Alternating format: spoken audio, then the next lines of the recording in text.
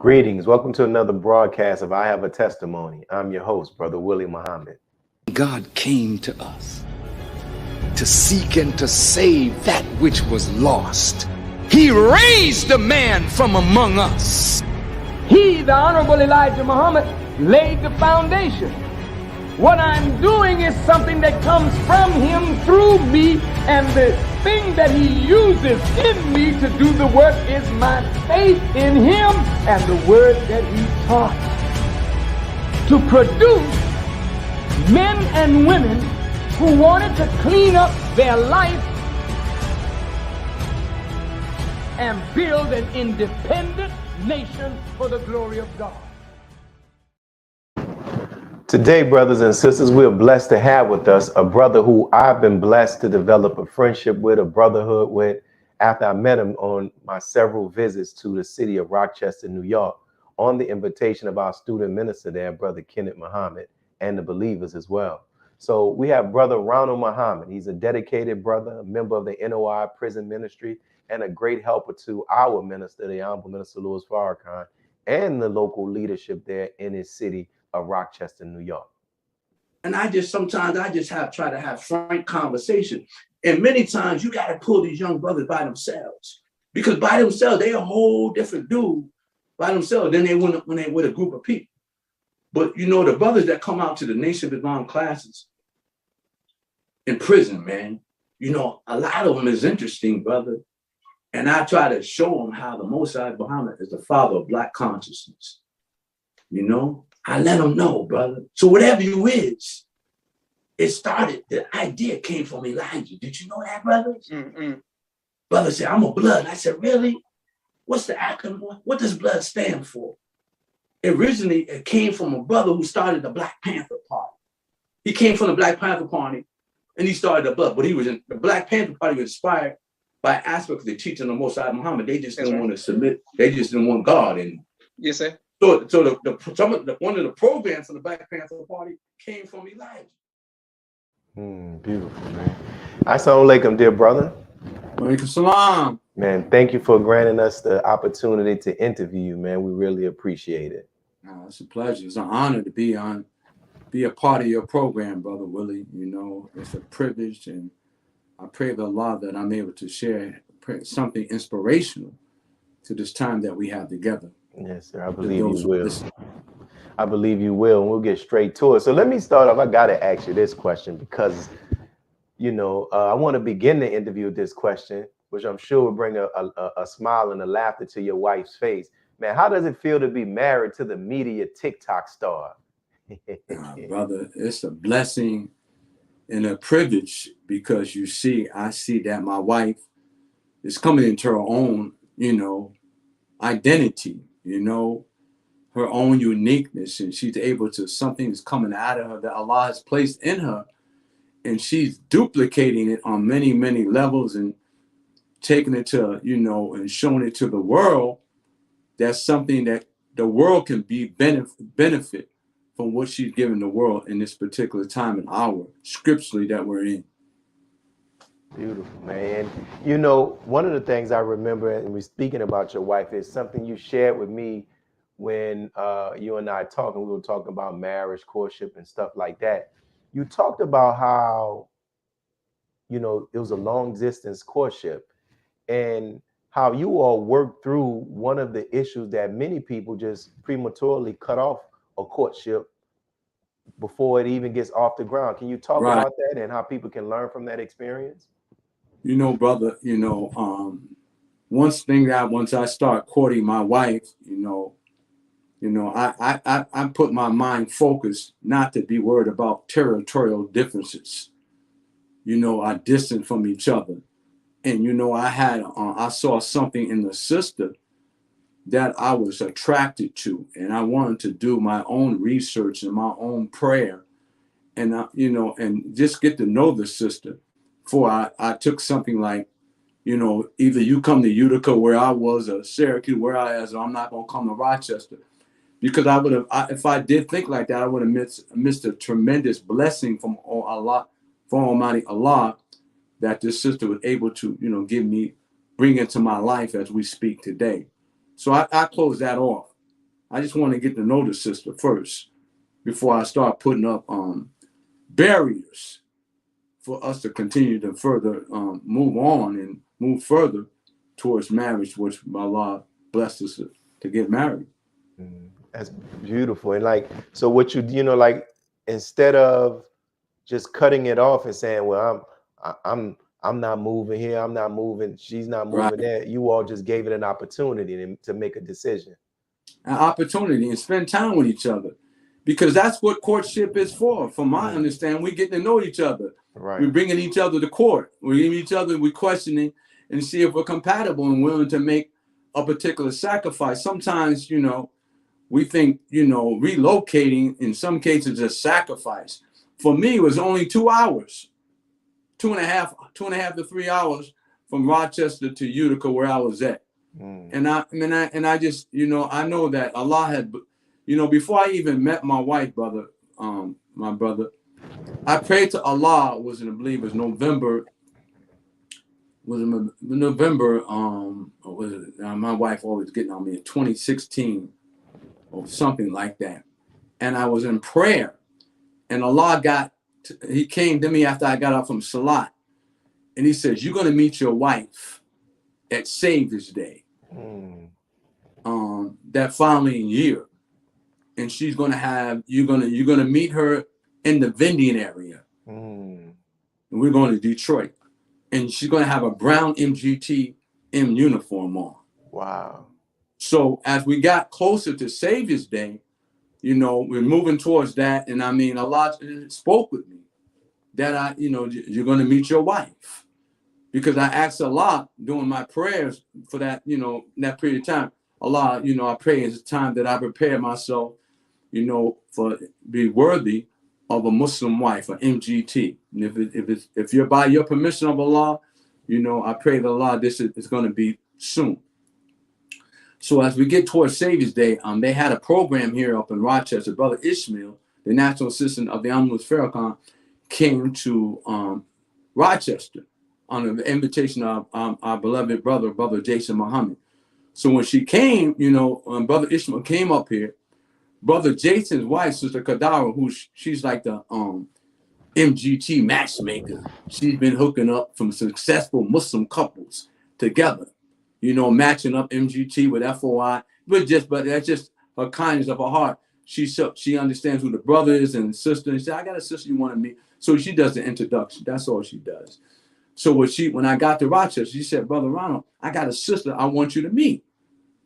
And I said, what sister are you talking about? You know, Brother Jason is one of my best friends, her husband.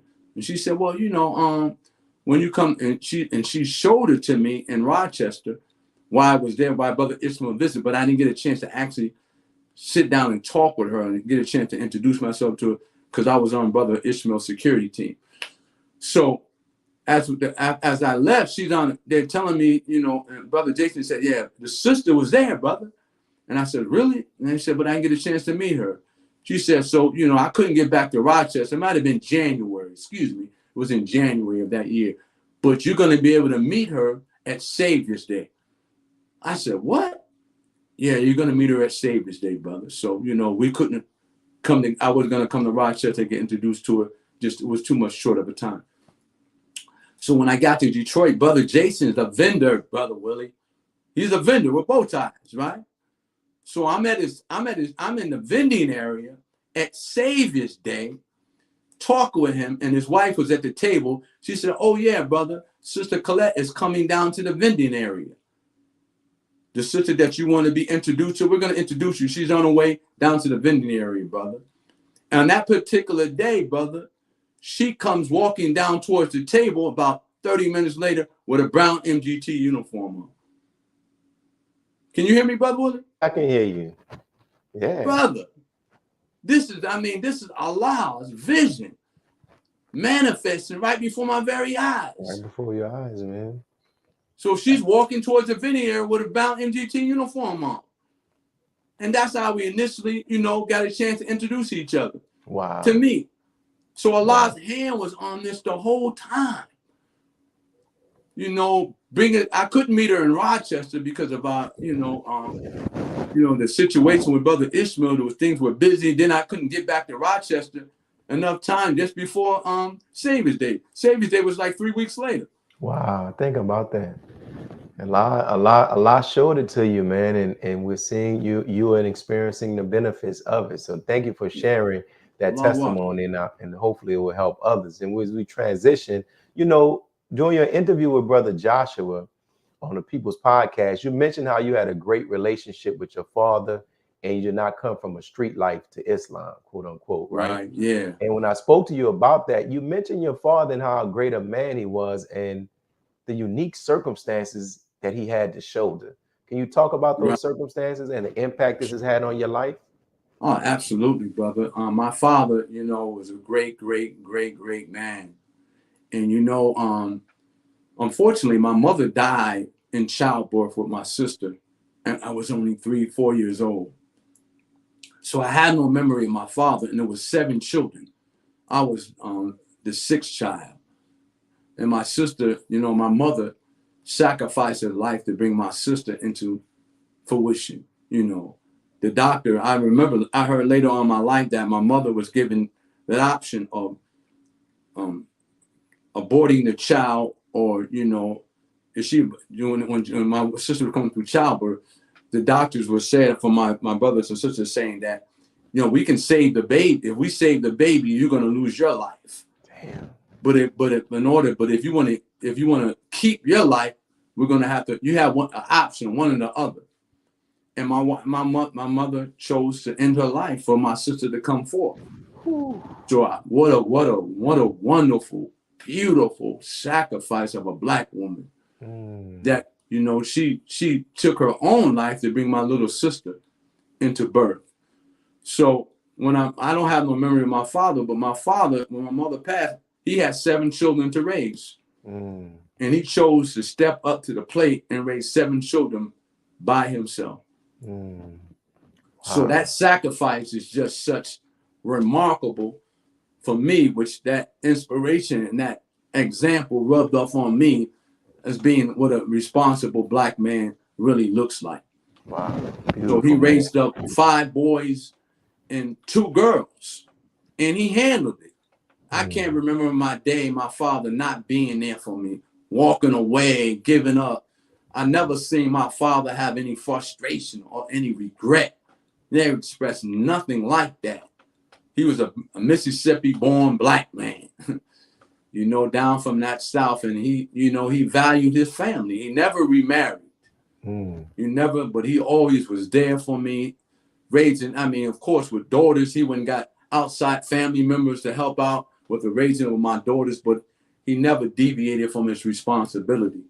So that was always being raised up for me like that. It was always, hey, I'm going to be there for my family. I'm never going to deviate. I'm never going to walk away when things get tough. So that was always instilled in me when it came to family. You make that sacrifice, you know, he sacrificed much of his life, you know, 30, 30 years. You know, of course, he had, you know, he went out and enjoyed himself, but he's always returned home. Wow. So I'm thankful for having that Black man in my life. Yes, sir. And I can see his imprint on the way that you move and you carry yourself, my brother. So we're coming up on our first break, brothers and sisters. So make sure you stay tuned if we come back to have more of this dynamic interview. You just heard this powerful testimony our brother just shared with Brother Ronald Muhammad. We'll be right back after these announcements.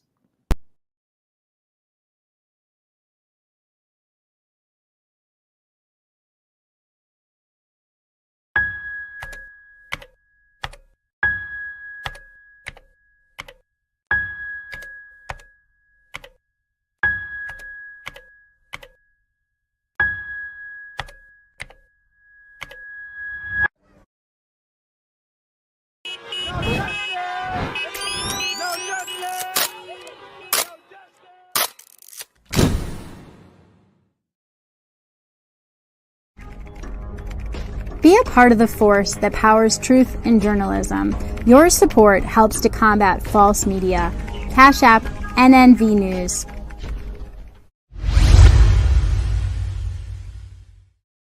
And we're back to have more of this interview with our brother Ronald Muhammad. And you just heard him talk about the sacrifice that his mother made, and also just the impact that his father had on his life after that, after his mother passed, raising 7 children. And so we'll go into this next question. You talk about your father and the impact that he had on your life. I've heard few believers speak about how at some points in their life as a member of the Nation of Islam, they kind of felt a little awkward and even questioned if they fit because they did not have a journey to Islam that involved some criminal background or even a harder lifestyle. And like you said in the interview with Brother Joshua, you didn't come from a street life. Have you ever felt that way? And if so, how did you handle it? And if you never felt that way, just talk about your experience of accepting Islam, knowing that, yeah, I didn't come from the street life, but I still was a so-called Negro. Yeah, brother. I never thought about it, but as I grew into Islam, I saw, particularly, my wife said that when we actually, before we met, and actually we were starting courtship, there was a sister in our city that knew me, and she said, yeah, he's a good brother. He's not a thug turned Muslim.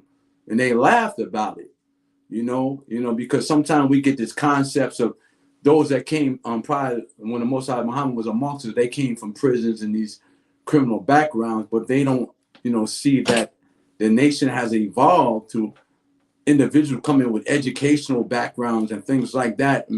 And I've never regretted my background. I've always thanked Allah for my background, but I know whatever background I had, it was enhanced and developed through the teaching of the Most High Muhammad. So I never came in to the teaching arrogant because I have some letters behind my name within this educational background. So I never felt bad about that, brother. But I always had Allah bless me with the spirit to have a relationship with the brothers in the streets.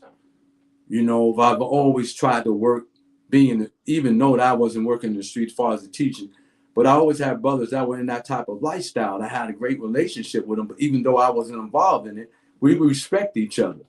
I never just, I may not agree with what they were doing, but I never let them know that because I didn't know anything else. I knew that I wanted better in my life just by being my father, being part of my life, because he was a strict black man. He always held, that heavy hand with me. And, I had older brothers who were involved in that. And he was always letting me know that I wasn't welcome when I tried to hang out and be around in his little circle. He always shunned me away because he used to tell me, I want better for you. I want better for you. And I never understood. I didn't think that. I thought that was, I'm like, man, I think what you're doing is cool. But he always, put that and pregnant my mind that I could become better than what he was doing. Beautiful, man.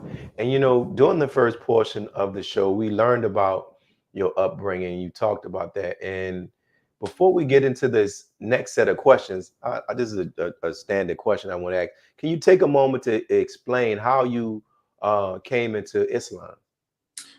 Well, brother, I was doing an internship. I have a background in journalism.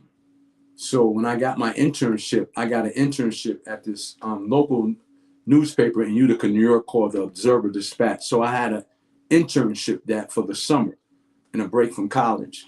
So when I got to the internship, I came to Utica and I got a little spot. I got a little room at the YMCA for the summer, before I got my apartment, this place to stay temporarily. And I met a brother by the name of, brother was outside the YMCA one day. His name was Diallo Makdi. He's actually on FOI in Atlanta, but at the time he was in Utica.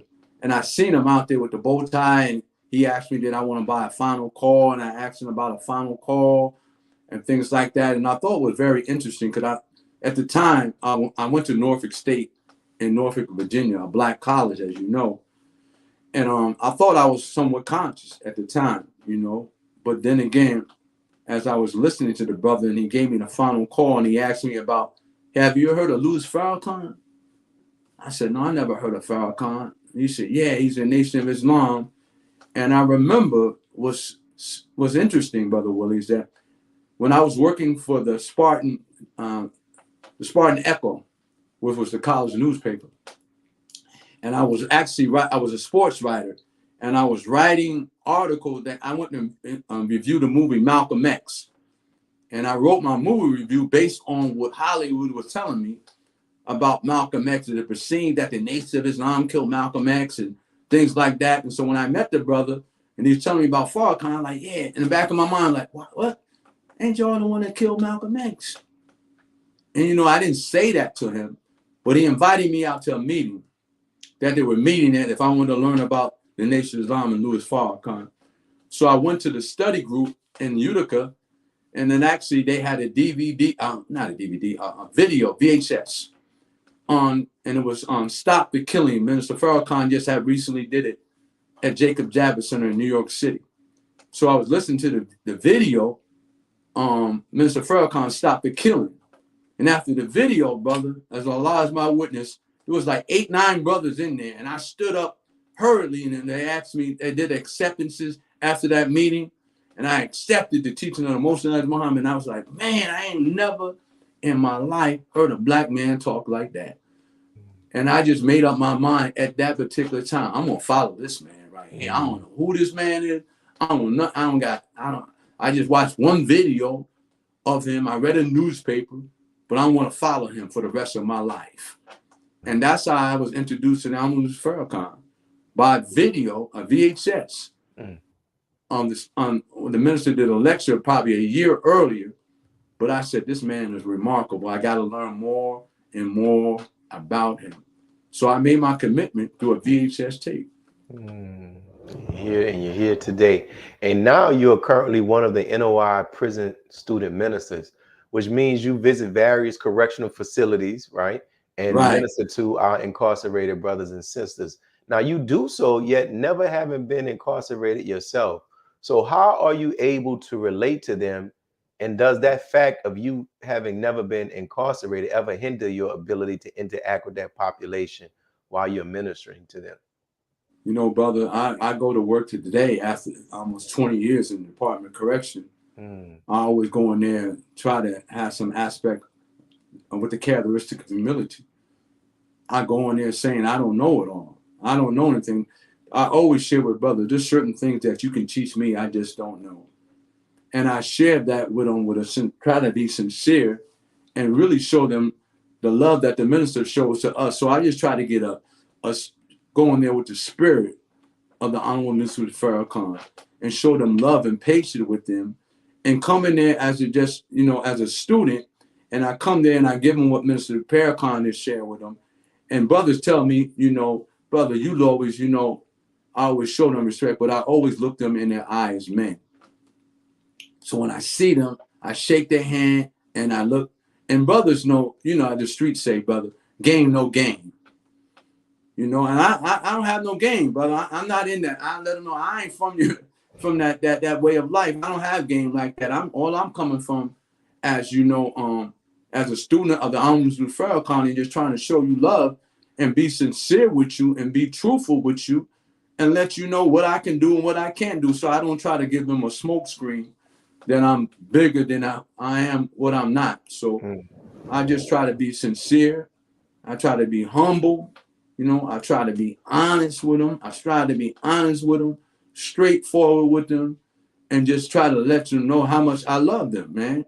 And brothers get, in that particular type of environment, that awkwardness of another man showing love to you, man. Hey, brother, I love you. Like, brothers really know they inspire you, because, I remember going in there early, and I went in there with a sense of arrogance when I first started as a volunteer. And I would go in there and a bunch of room full of brothers, and I would share something with them, and particularly the Nation of Islam, Nation of Gods and Earths, the 5% nation. And I would share things with them, like out the supreme wisdom of the teaching, and brothers would question me on it. And I was like, yeah, and not like, and brothers said, and you couldn't answer it. And I remember sharing with brothers many, many years when I first started, brother, I'm doing you a favor. And one brother said, nah, brother, we doing you a favor. And I never understood that till later on, because the brother was saying, brother, you can't come in here and just throw something at us and don't think that we can't question you, brother. I understand. We appreciate you, volunteer, you sacrifice your time. But man, brother, treat us. Don't you want for your brother what you want for yourself? We need something deeper. Don't just give us the surface. Go into something deeper if you can. But if you can't, let us help you out. We got something to share with you. So at that particular time, early on in my journey into the prisons, that made me realize, I said, man, I got to properly prepare my brothers. I just can't come in here and just throw something at them because they're inmates and they're incarcerated and that they're not worthy of me giving them anything of value. And just, you got to take it or let it alone. Appreciate me. But no, brother, I learned, man, after that day when that brother taught me that lesson. When I go into the facilities, when I come to those brothers, I prepare something of value to them and go, go in deep into as I can. But if I can't go no deeper, I like, brother, I can't go no deeper. That's it, but I can find somebody who could give you a deeper answer. So, I mean, that's, I hope I didn't take too long with that answer, but brother, that's just me. I just want to be sincere and honest and humble and show our people love, man. Just love your people, man. Love your brother. Man, I know you didn't take long, and I appreciate your sincerity and your humility and transparency with that, because so many of us can learn that. So that when we go into these certain spaces that we know, like, don't come in there like we can't learn anything or they can't teach us anything. So I appreciate you from sharing that, man. This time is going by fast. We're already up at the half mark now. So for those who are watching, we appreciate you all watching. We see your comments that you're making in the section. If you have a question and you can type it, we'll see if we have the time to get to it. So let us know. But we're going to go to this break and we'll be right back. Be a part of the force that powers truth in journalism. Your support helps to combat false media. Cash App, NNV News. AsiaticMinds.com, the curriculum of study from the University of God's Mind. Education that enhances the quality of learning through a virtual school system. The science of mathematics, communication, and deductive reasoning. Our children are the future. Invest in your destiny. To enroll now, visit AsiaticMinds.com. Worldwide, 24 hours a day, 7 days a week. Download the Final Call Radio app and take us everywhere. On your phone, on your computer, on your tablet, on Instagram, Facebook, and Twitter. You can also log on to finalcall.com and click the Listen Live button, or finalcallradio.com. Final Call Radio, the official voice of the Honorable Minister Louis Farrakhan and the Nation of Islam. Thank you for tuning in to NNV News. Please share your thoughts with us in the comments section below. Follow us on social media at NNV News, and please subscribe to our YouTube channel, National Network View. This is Clifton Muhammad with NNVnews.com. Muhammad's economic blueprint, the collective power of our dollars to build a future for ourselves. With 5 cents a day, 35 cents a week, $1.40 a month, and $18.20 a year multiplied by 16 million wage earners would give us $291 million in 1 year. Everyone can give 35 cents a week as an investment in our future. Donate now and see what our pennies, nickels, and dimes can accomplish. Visit economicblueprint.org.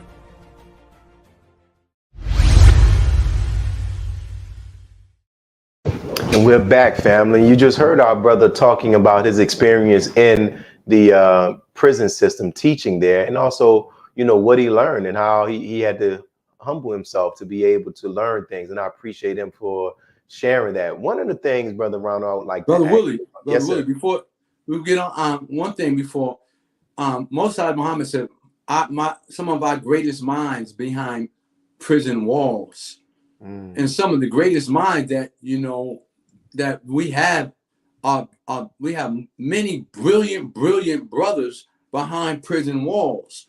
So it's not just the uneducated. These brothers are very educated. Man, they're geniuses. They're very legal professionals, and you know, in their own reality. And I have some brothers who are incarcerated that I was with me in their incarceration who are listening to this podcast right now. And I still have relationship with them outside when they come home after they do their bid. So I stay in contact with them, even though they may be at distance in New York City or wherever they may be. I still got love for them, and I still talk with them and communicate with them many times on a weekly basis. Beautiful, man. And continue to keep that work up, brother. And I know the Honorable Minister Louis Farrakhan will be proud. And since we're still on that particular subject, you talked about, you know, in the interview with Brother Joshua, how, like, you know, some people might run from the quote unquote difficult inmates, or inmates that they may consider to be rebel rousers or trouble causers. But you said that how you ask for those particular brothers because you understand that they're misunderstood. Is there an example that you can share with us about what? Absolutely. I got so many examples who brothers who may be disciplined in the penal system because they're not conforming to the enemy's standards or the enemy's methods, because that's just their nature. They just, you know, they want to go with what's right. And, you know, I got brothers that, you know, that have been amongst us that's been incarcerated 25, 30 years, man. You know, I'm not sure. I spoke with a brother earlier, he goes by the name of Brother Rasul. And he was incarcerated for over 25 years. And, you know, the brother was, you know, when he came to the nation, when I first met him, such a humble brother, you know, such a, you know, a student, and he's always studious, brother. And I had a great relationship with him. But, you know, at first he was a troublesome inmate. But when he came into the teaching of the Most High Muhammad, you know, during all that time, he started to change in, you know, his ways and his behavior and his attitude. And he started to become you know, he came out of the system, and he's doing very, very well right now to performing for society, because he understands that's not the route he wants to go anymore.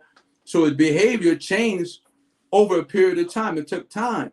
But I let some of the counselors came to me about certain inmates. They can't handle it. Like, well, Chaplain Muhammad, you know, this person is a problem. He doesn't listen because he doesn't want to conform to your ways, particularly this new generation, this Joshua generation. And I said, let me handle them. Bring them to me.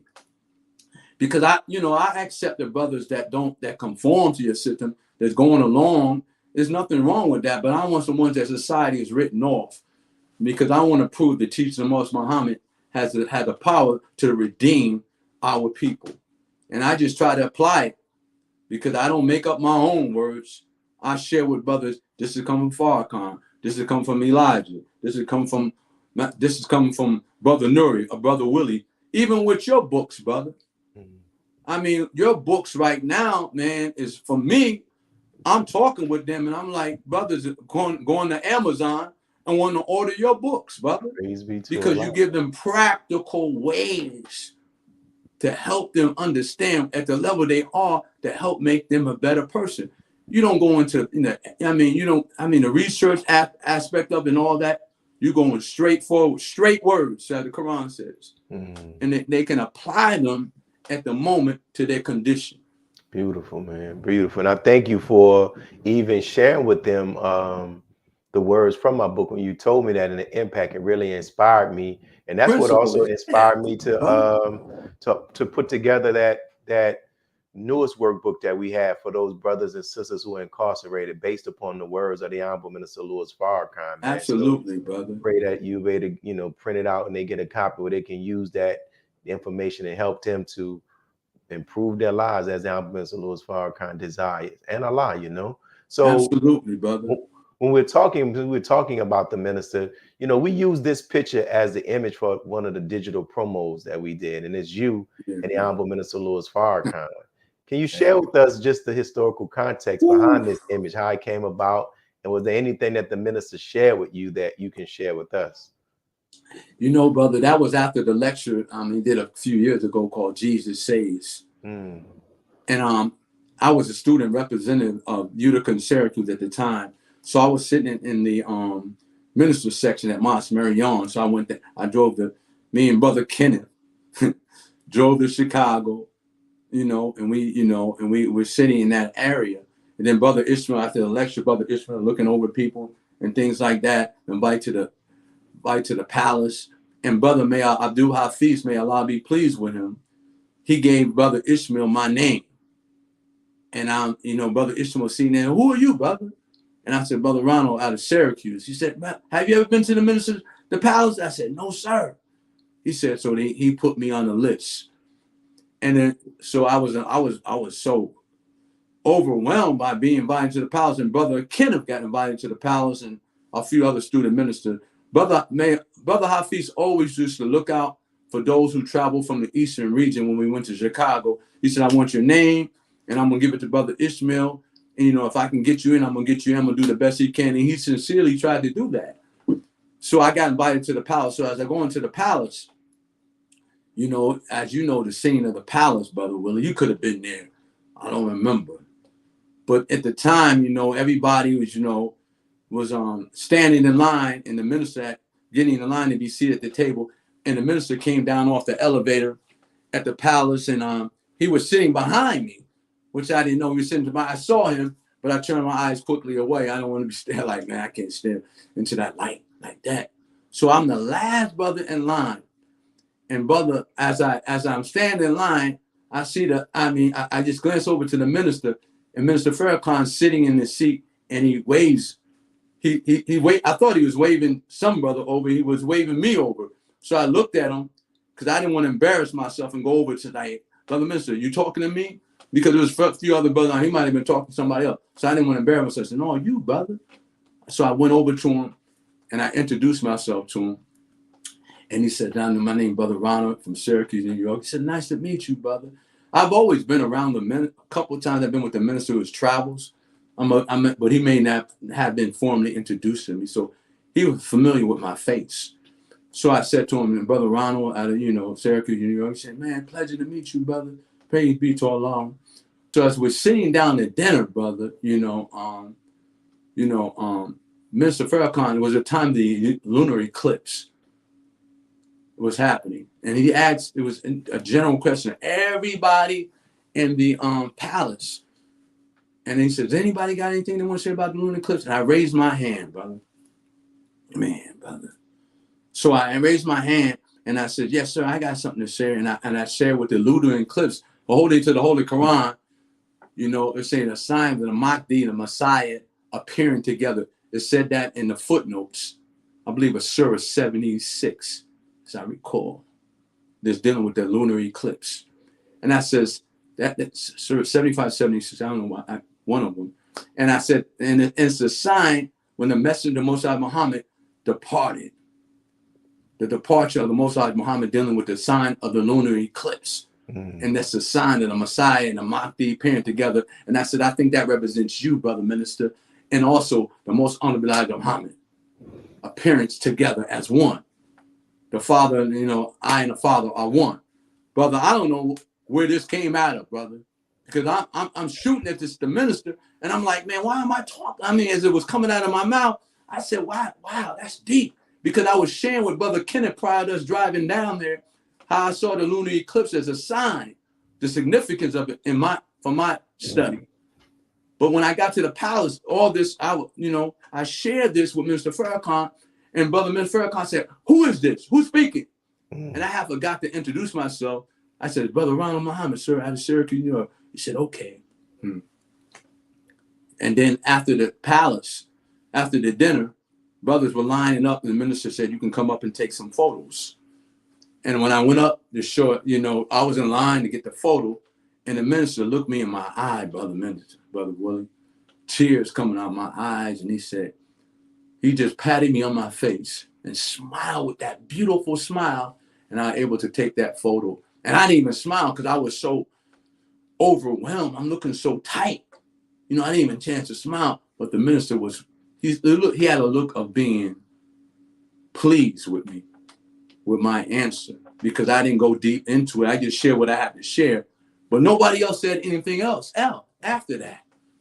Nobody else gave their version. I was the only one that shared my understanding of the lunar eclipse at that time. that's how that photo came about. Beautiful. And as we have a couple of more minutes before this next break, and I appreciate you for sharing that. You mentioned Brother Hafezz, so I'll just jump to this question. You know, may Allah be pleased with him, our martyr. Can you talk about any other stories you want to share? You know, because you served under his leadership under the Eastern Coast region of the Nation of Islam. Yeah, most powerful, brother. He married me and my wife, brother. Wow.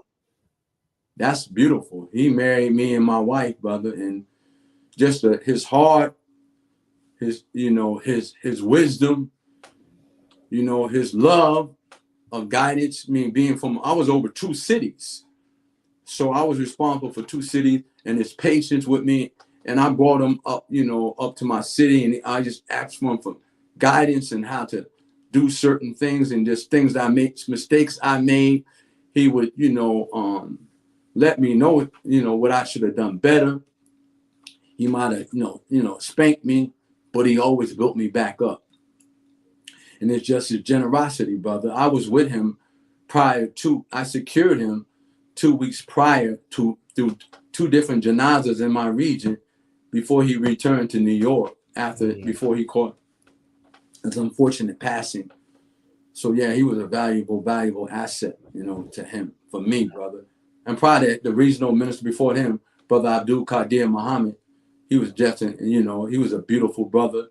He's at the Mid-Atlantic, over the Mid-Atlantic region now, but he was over the Eastern region. Then Brother Hafezz relieved him from the Eastern region by permission of Minister Farrakhan, and he took that over. But Brother Hafezz was my brother. I miss him tremendously, but yeah, I mean, Brother Hafezz was my brother. He was a brother first, but he's always he always has so much. He had so much guidance that he gave me as a brother in the ministry. Beautiful, man. Thank you for sharing that with our brother, man. And may Allah continue to be pleased with him, and we pray for the believers there and his family. And we're coming up on our last break, and when we come back, we have some more questions we want to ask you. But thank you for everything that you have shared, and thank everybody who's tuned in. And we'll be right back. Be a part of the force that powers truth in journalism. Your support helps us to highlight solutions for a brighter tomorrow. Go to nnvnews.com/donate. AsiaticMinds.com, the curriculum of study from the University of God's Mind. Education that enhances the quality of learning through a virtual school system. The science of mathematics, communication, and deductive reasoning. Our children are the future. Invest in your destiny. To enroll now, visit AsiaticMinds.com. The hashtag Bank Black social media campaign made strides not only in revolutionizing how we bank, but also how we think. The movement inspired thousands of African Americans across the country to transfer or deposit millions of dollars into Black-owned banks. These are banks that will invest in urban communities, employ African Americans, support Black businesses, and inspire Black home ownership. This is a very proud moment for our culture as we are taking small, but significant, steps towards building Black power through Black wealth. Please share your thoughts with us in the comment section below. Follow us on social media at NNV News, and please subscribe to our YouTube channel at National Network View. I am Anissa Muhammad with nnvnews.com.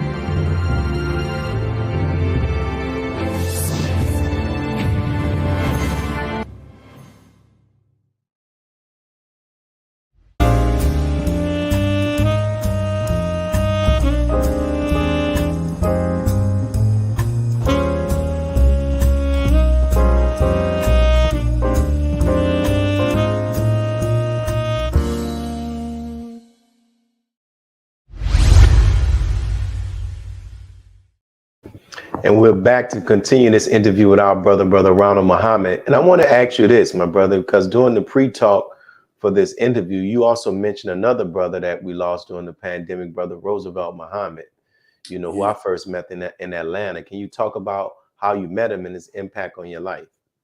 You know, my brother Roosevelt, I mean, you know, he was my first really captain when I got registered coming into Islam, as well as his student minister, Brother Mark Muhammad. Both those brothers from the same city had such an impact on my life. Brother Mark was such a representative. He's now the representative, Syracuse representative of the Honorable Minister Farrakhan in Syracuse.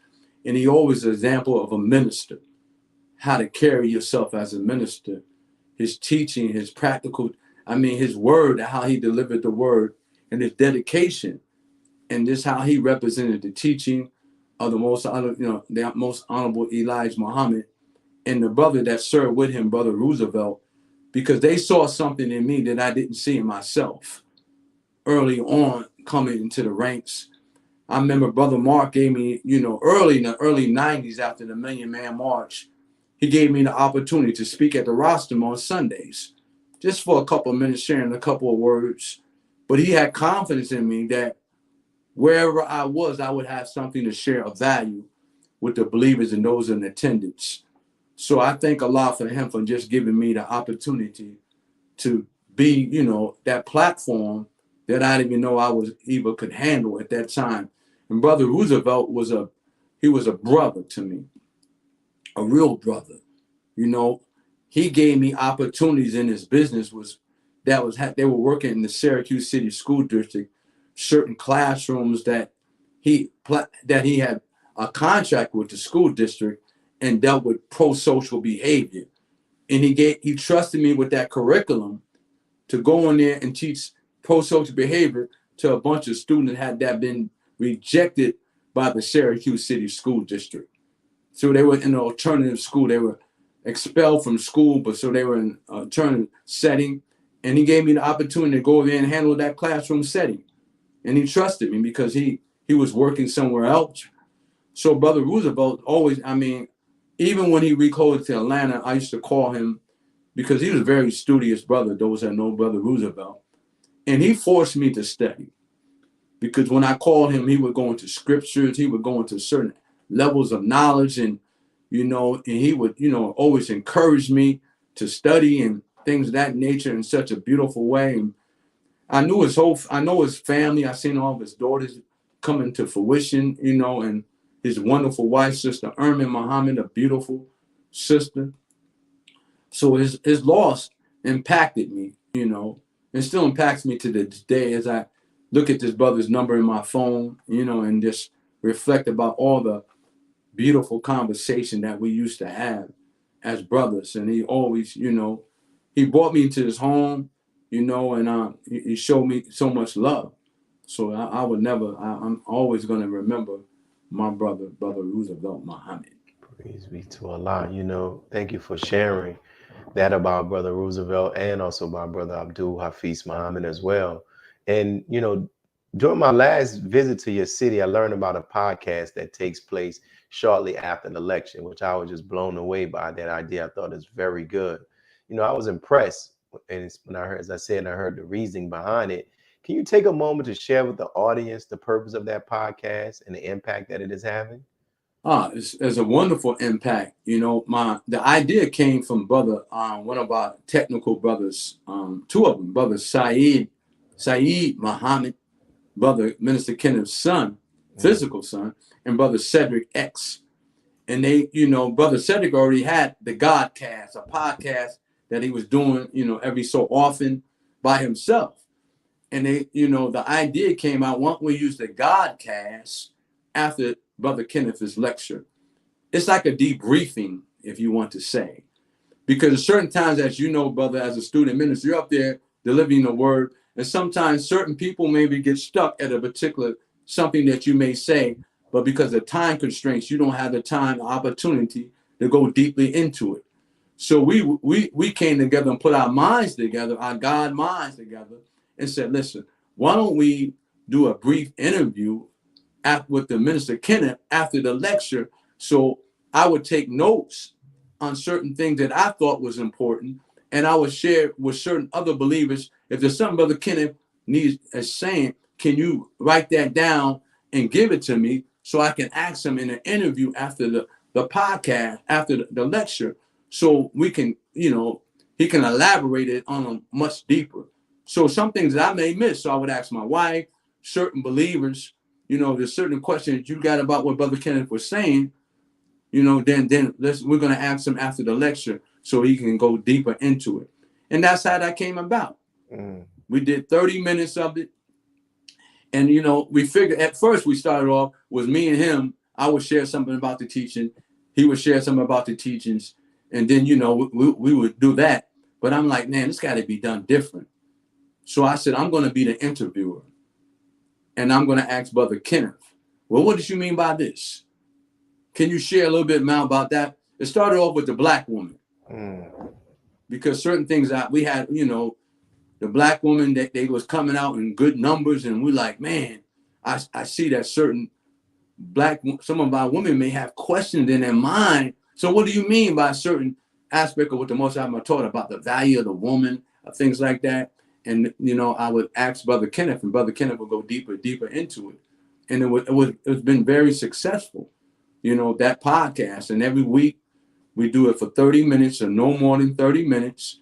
And we come on and I come up with my questions, and 5 or 6, 7 questions, whatever it may be, and I ask Brother Kenneth, well, what did you mean by that? And it brings the spirit on a whole nother level. It brings something out of our student minister that, that he may not even thought of during the lecture, but it comes up during the interview. And during the interview. And the same thing, when I was interviewing you, because as I'm conversating with you, I'm like, man, as I'm listening to your answers, another question is coming up, is inspiring me from another question by just your answer. And I could see that your spirit went on another level, even though what you were teaching earlier that day, brother, you went to a whole nother level. I'm like, look at this brother, man. Praise be because you were energized, and you were like, this is I don't have the time. And you shared with us, you said, sometimes when you're on the roster, you just don't got time, brother. Or you get to the next part, and the next part of your next subject, a point. But then again, some people might be in the crowd just wondering, wow, I wish you would have more time to elaborate on that. So that's how that started, big brother. Yeah. And that's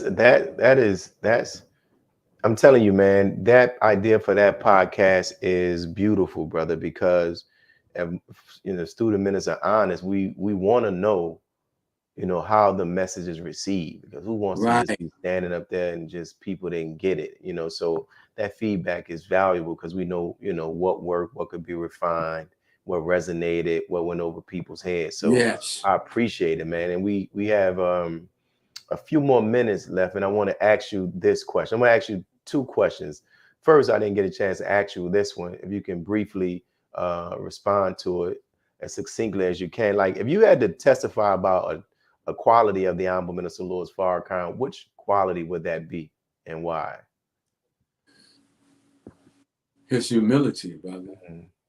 It's just it's on a whole different level, brother. He just so sincere and genuine, and really has a concern for just a regular believer, brother. When Miss Farrakhan came through Syracuse, and I remember greeting him at the, we was doing after the Million Man March, he was doing the city tours after the worldwide tours. And I said to him, Brother Minister, it's an honor to meet you. And he said, no, it's an honor to meet you. I'm like, man, you just called 2 million men to the Million Man March, man. You the man in my mind. But I seen the look in his eye and the love in his eye for me, that here I am, just a little dude out of Syracuse, New York. I'm nobody, brother. You Farrakhan. I mean, just, I'm paraphrasing it. But I'm like, man, you the man. And he's saying, nah, brother, it's a pleasure to meet you. What? I'm insignificant in the scheme of life. You know how we think sometimes. But yeah, brother, that's it, man. He's just genuine, bro. He ain't no fake dude, brother. You know what I mean? He does what he says he's gonna do, and he's real. He's authentic. That's the word. Beautiful, man. Thank you. And that humility is such a great character, man. We're coming to the last minutes of the show. We appreciate all of the stories that the stuff that you talked about with your father, your mother, your memories of Brother Hafezz, Brother Roosevelt, how you came to the Nation of Islam, and even the great work that you're doing there in the correctional facility. So I know we covered a lot, but I know we could have this conversation for hours. You know, is there anything that you wanted to share that you did not have the opportunity to share? So here's your opportunity. Brother, brother, Allah is so merciful, brother. I remember looking at your show before Brother Joshua invited me on. I have a testimony. I remember looking at some of the people that you're having on the shows, and I was like, man, this brother's doing great work. And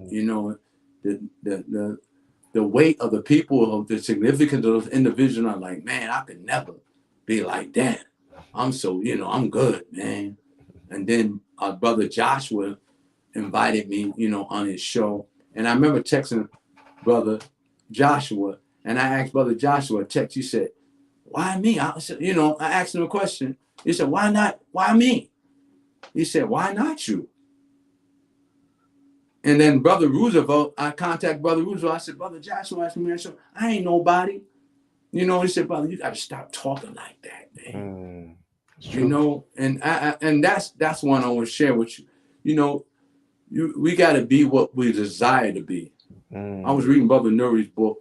We have to be what we desire to be. And my desire, which feeds my will, which is the will part of God and man, has to have a strong desire, a strong thought. I didn't even think I was desiring to get a chance to meet you years ago.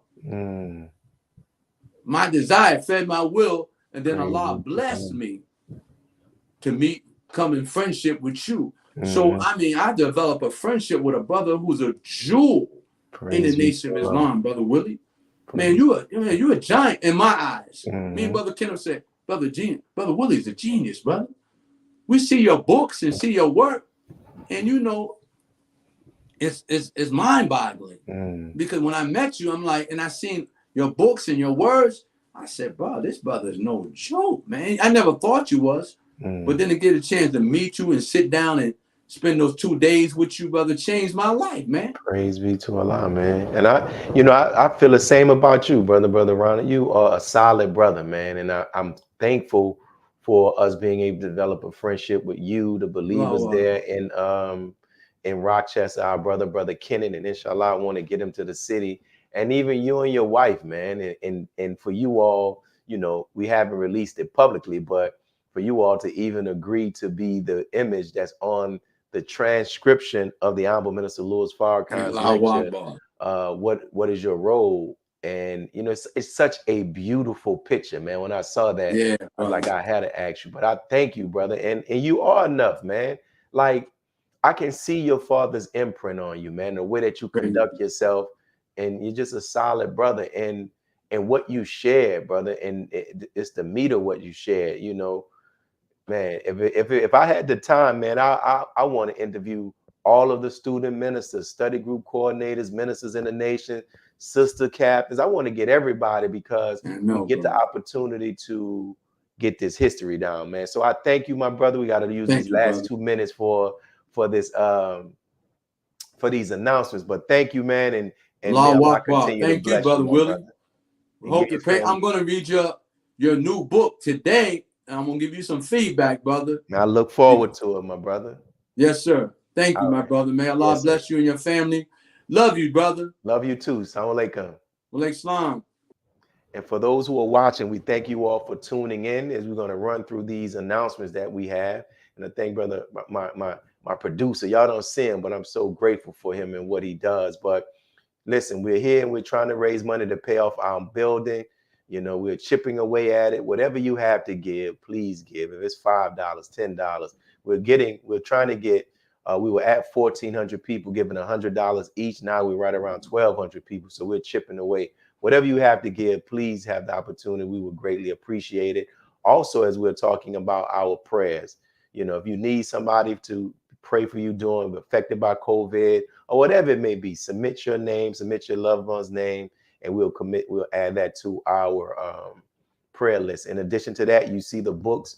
Our brother talked about the book. We have a new book that's out, Conflict Resolution. That's the principles of conflict resolution.